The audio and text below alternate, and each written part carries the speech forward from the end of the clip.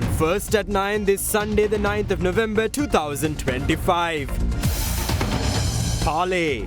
7 Sri Lankan drug kingpins in Dubai offered to surrender, claims Public Security Minister. Anti-narcotic operations under A Nation United continue unimpeded. Deadly shadows. Indian underworld don Dawood Ibrahim trafficking drugs with the assistance of former LTTE operatives, reveals Indian media. Budget dichotomy. Budget 2026 fulfills IMF requirements but fails to build a real economy, says economist Dr. W.A. Vijayawardena. Teachers and government workers bemoan lackluster budget allocations, while SMEs and estate workers praise the government's initiatives. Record smashed. Customs achieves a record single-day revenue. ICE completing yearly target by next week. Kalin baby so rupial 90කට. Kalin baby podi හැමෝටමයි. From Derana, this is Derana First at 9. Live from Studio 24 in Colombo. Good evening and welcome to First at 9 on the Derana News channel. I'm Aditya Adirasinghe joining you live with the latest in Sri Lanka and around the world. Brought to you by the only Sri Lankan media network to rise to the pinnacle across all media platforms, recognized as the best by every survey and beloved by the people. Now, your top story tonight. Teachers and government officers, trade unions complain that budget allocations for their respective sectors are insufficient. However, small and medium-scale rice millers and estate workers praise the government's consideration towards their industries. Vehicles are about to be procured for the government at a cost of 12.5 billion rupees. However, 1,775 of those vehicles are intended for the use of the Sri Lanka Administrative Service. In contrast, there are no proposals regarding other government officers who implement policies at the grassroots.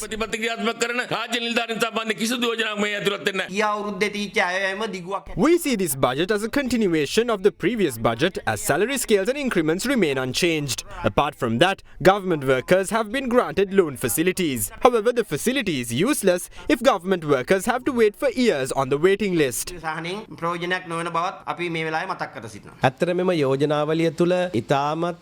budget contains productive loan schemes that benefit small and medium-scale industrialists. This budget is one that lays the foundation for these industries to be developed.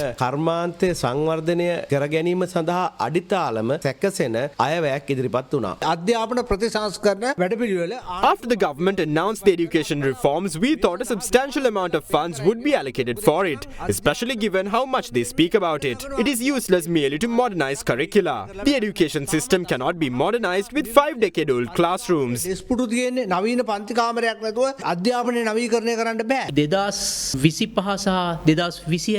2025 and 2026 budgets, the government started to address the concerns of estate workers and estate communities, which we respect. When estate companies were ignoring their responsibility, the government took the initiative to allocate funds through the budget for a 200 rupee daily wage increase for plantation workers. When the 1,750 rupee daily wage is granted from next January, plantation workers will move above the poverty line. Former Central Bank Governor Dr. W.A. Vijayawardena remarks that the 2026 budget appears to prioritize meeting IMF directives over fostering genuine economic development. The former CBSL governor points out that the country must reach at least 9% economic growth to deliver prosperity to the country. The budget has basically attempted to meet the targets which the IMF has set for Sri Lanka. The president had been telling Parliament and the nation in his budget speech that he is doing better than what the IMF has prescribed to Sri Lanka. What we have to consider is that some of the things that he presented in the budget, like the attainment of the foreign official resources, those are all inflated numbers because he said that in the budget speech that Sri Lanka had got the official foreign resources amounting to some $6 billion, but the 6 billion contains a soft facility which Sri Lanka has got from China amounting to about $1.3 billion, which Sri Lanka cannot use for any purpose. What we mean by official resources is that those resources should be available to the country to meet any payment commitment. In terms of the agreement with China, this particular soft facility can be used only when Sri Lanka's foreign reserves net of this soft facility reaches a level where Sri Lanka could be able to meet at least 3 months of future imports. So we have not reached that level level there. And as a result, inclusion of this yuan facility in the official reserves is an inflated number. So if you take it out from the present level of foreign reserves, it actually amounts to about 4.7 billion. But what matters is not the gross reserve, the net reserves of the central bank. The net reserves of the central bank is we have to deduct from even the 4.7 billion, the foreign liabilities which central bank is having, which is about say 2.8 billion US dollars. So when we take this out, the net foreign reserves as at the end of September had been about 1.9 billion US dollars, which is not sufficient for Sri Lanka to meet any future emergencies relating to foreign payments. Sri Lanka's basic issue today is this saving by the government. That is, Sri Lanka's consumption expenditure is much more than the revenue of the government. As a result, Sri Lanka should pursue to get a surplus in the revenue account. But what matters for Sri Lanka is to boost Sri Lanka's economy, and therefore we will have to have a concrete plan to develop the real economy of the country. But I don't see that the present budget presented by President Anti-narcotic has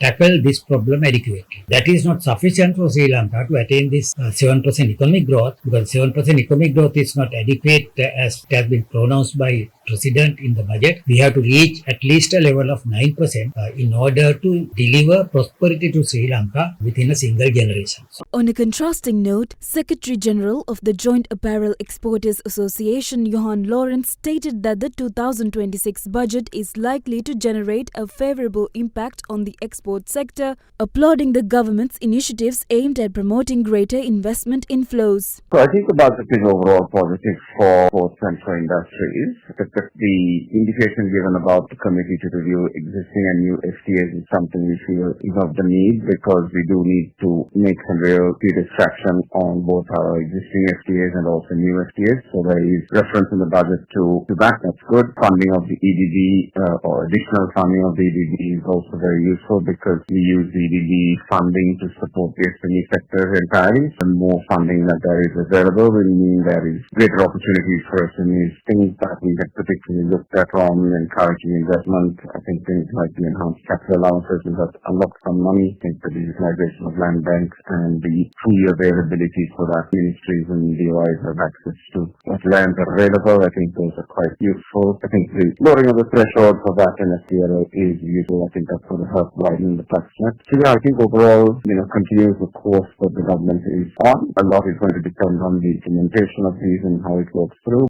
ඔබේ සම හඳුනාගෙන ඖෂධීය ශාකසාරමය forever face wash එකක් භාවිතා කරන්න. අප වෙනුවෙන් කැපවූ ලංකාවේ අපේ අංක 1 dialogue. Opposition leader Sajith Premadasa slammed the 2026 budget, calling it a series of empty promises designed to mislead the public. At an event in Horner today, the opposition leader vowed to present a national policy geared towards prosperity.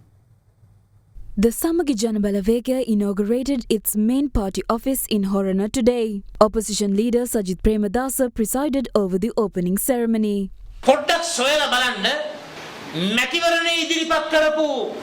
Do some research yourselves and see if the pledges set out in the NPP election manifesto, A Thriving Nation, A Beautiful Life, have been delivered today. Presenting the 2026 budget, Anrukumara Disanayaka presented nothing but a bag of lies. The government seems to be following the footsteps of Hitler and Goebbels. They lie repeatedly under the assumption that continued deception will sustain their grip on power. We need to put an end to the political culture that allows the president to swap ministerial portfolios and premierships based on his whims and fancies. We need to put an end to the culture that encourages political pole vaulting based on certain perks and privileges. We must stop these deplorable and fraudulent political practices. While doing so, we vow to unite and present a national policy geared towards prosperity.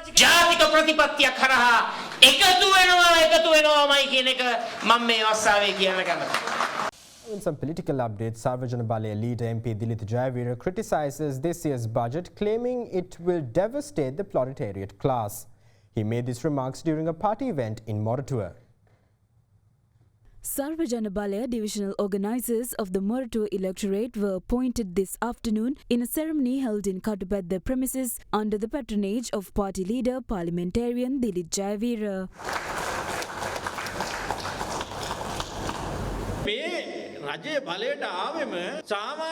The current government came into power promising that MPs would not receive anything that the general public does not have. However, the 2026 budget allocates 12.5 billion rupees for new vehicles. The largest share of this allocation is for the 225 members of parliament.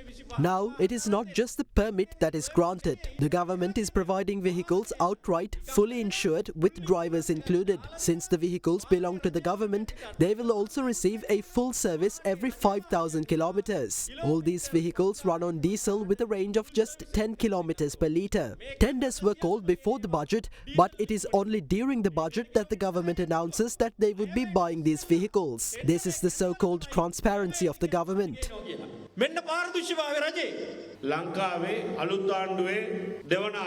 The second budget of the new government of Sri Lanka is actually the fourth budget of Ranil Wickremesinghe. What has been achieved through this budget? I will give one simple example that directly affects the people of Moratuwa and the entire country. VAT. Previous governments also implemented VAT, but they always maintained the VAT threshold at such a level that would protect small entrepreneurs. This government, however, has applied VAT even to small-scale entrepreneurs, the poorest of the poor. Harsha De Silva stated that a surplus in the primary balance of payments is expected, claiming an increase of 8 trillion. But that money was collected through taxes on groceries, that is from ordinary citizens. This is the source of the revenue that allowed them to claim they exceeded their targets and increased tax income. This is a budget that has completely devastated the proletariat. This is a budget drafted entirely according to foreign demands, an imported budget.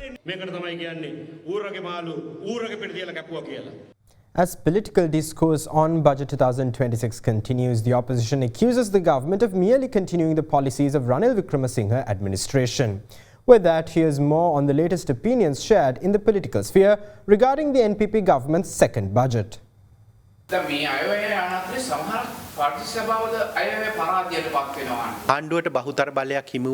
In many councils, the government did not secure a majority. On such occasions, they bought off opposition councillors. However, they have been unable to sustain that process. That becomes evident through these defeats. The government led by Ranil, Maitri and Sajith dragged the country into crisis from 2015 until 2019. From 2019 onward, it was the Rajapaksas. It is such a country that we are reviving. I don't think the opposition has anything to say about the budget. The whole country knows that it was Ranil Wickremesinghe who stabilized the nation. It was after overcoming the challenges before the country that he handed the country over to Anura Dissanayake. It is not the NPP manifesto that is being implemented, but that of Ranil Wickremesinghe.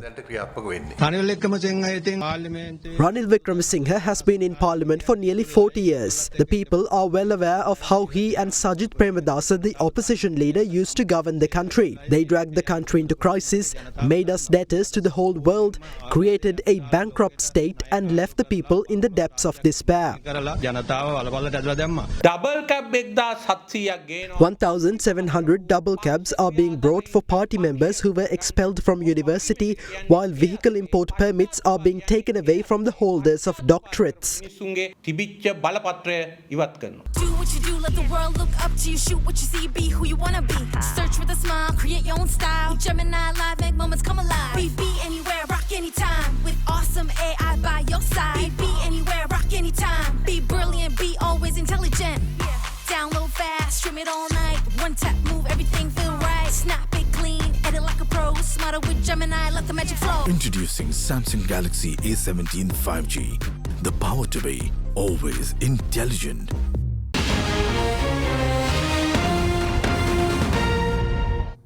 Welcome back. Now in other local news, Minister of Public Security Ananda Vijaypala claims that 7 underworld dons evading arrest abroad have expressed their willingness to abandon all criminal activity and surrender to the authorities.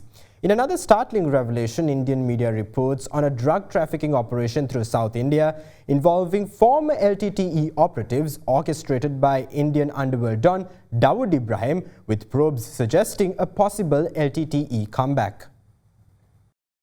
The Sri Lankan Navy tipped off the Maldivian security forces on a consignment of narcotics heading towards the Maldives from Sri Lanka. Acting on the tip-off, Maldivian law enforcement arrested 6 Sri Lankan fishermen in possession of nearly 300 kilograms of heroin and crystal methamphetamine. The authorities suspect the consignment of narcotics to have been dispatched by notorious underworld Don Dehibale Malli. A team of Navy officers, along with officers attached to the Police Narcotics Bureau, have taken off to the Maldives to conduct further investigations. The team deployed from Sri Lanka is also expected to probe possible future actions to be taken regarding the seized vessel and the apprehended fishermen.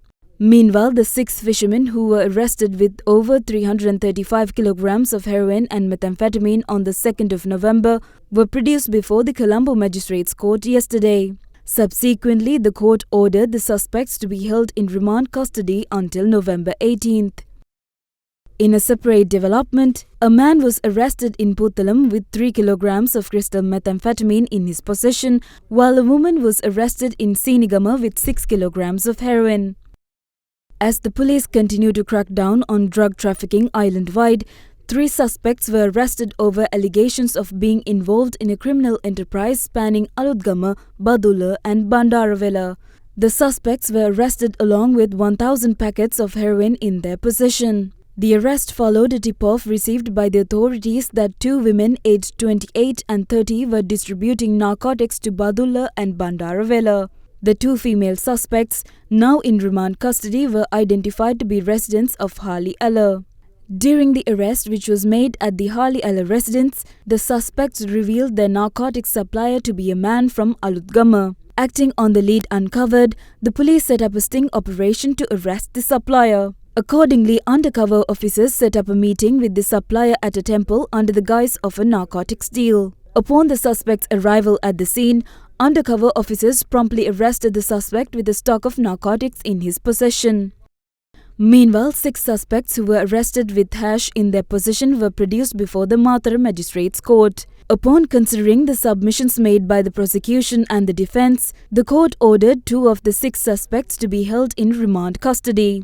Commenting on the incident, former SLPP parliamentarian Indika Anuruddha claims that one suspect among those arrested is the son of a candidate fielded by the NPP to contest the most recent local government polls.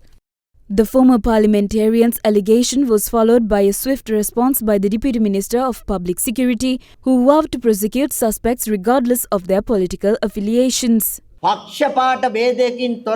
These anti-narcotics operations will continue unabated by suspects' political status, preferences or affiliations.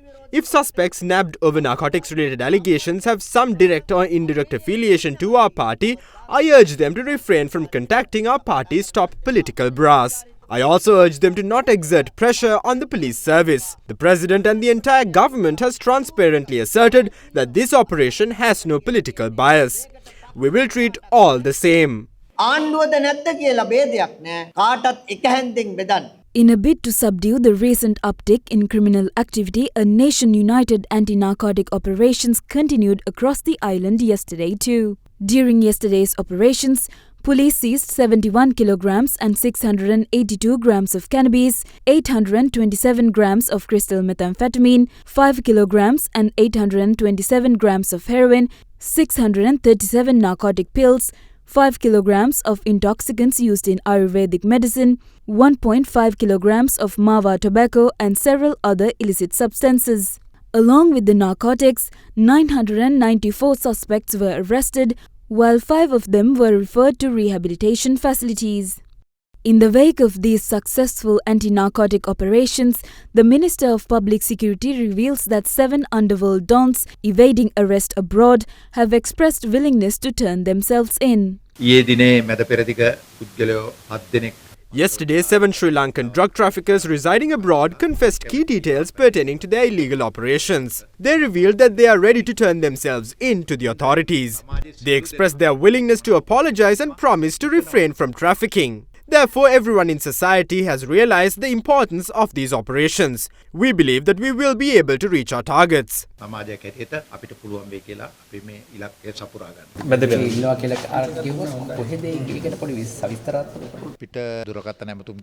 We received several phone calls from individuals residing in Dubai. They are currently involved in drug trafficking. They were pleased about the government's anti-narcotic operations and expressed willingness to abandon their illegal activities. While vowing to surrender to the authorities, they yearned for an environment that fosters an honest living. This request was made a few days ago. The government will consider this request. These traffickers evaded arrest by fleeing abroad to Dubai. They engage in various business enterprises. As Sri Lanka continues to curb the proliferation of narcotics island-wide, Indian media reports that Indian intelligence agencies have uncovered a drug trafficking operation conducted through South India with the aid of former LTTE operatives. According to the report, this criminal enterprise is orchestrated by Dawood Ibrahim, a notorious Indian underworld don. Making a startling revelation, the report quotes a probe by India's National Investigation Agency, which suggests that the LTTE is attempting to make a comeback. And in other news, the Department of Examinations has announced that all arrangements are complete for the 2025 GCE Advanced Level Examination, which begins tomorrow, December 10th, and runs until December 5th. A total of 345,525 candidates comprising 246,521 school candidates and 94,004 private candidates will sit for exams at 2,362 centres across the country. To ensure smooth conduct, 325 coordination centres and 32 divisional paper collection centres have been established. The Disaster Management Centre, in collaboration with the Department of Examinations, has launched a special program to prevent disruptions from adverse weather or natural disasters. Students affected by emergencies can contact hotlines 117 or 1911 for the National Examination Emergencies Operations Unit for assistance.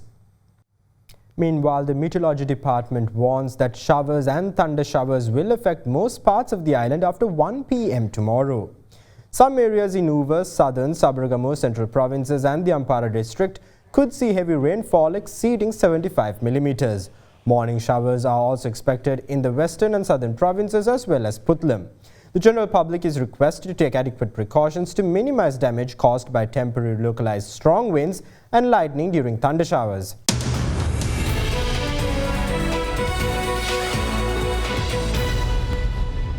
Now in your business news, Sri Lanka Customs expects to achieve the 2.115 trillion rupee revenue target for the year 2025 by next week.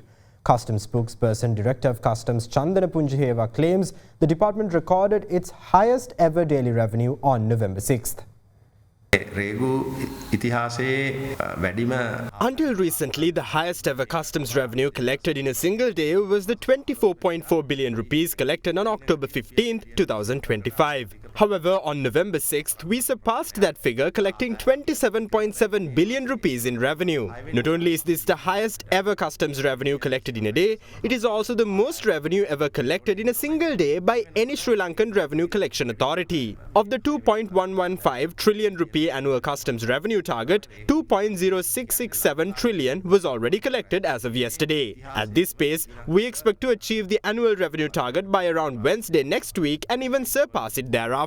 අපි ඉලක්කය ඉක්මවා යන්න පුළුවන් අවස්ථාවක් එතන ඉඳන් වර්ෂය අවසන් වෙනතුරු අපිට පුළුවන් වෙනවා කියන දැඩි විශ්වාසය අපිට තියෙනවා.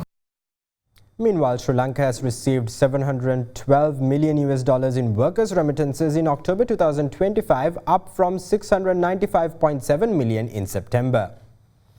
The increase reflects a 2.3% month-on-month growth. Remittances in October 2025 also reflected 21.15% year-on-year growth compared to $587.7 million recorded in October last year. Cumulative workers' remittances from the period from January to October 2025 is $6.52 billion, which is a 20.1% increase compared to the same period last year. That's all the news we have for you tonight. Thank you. Have a great night.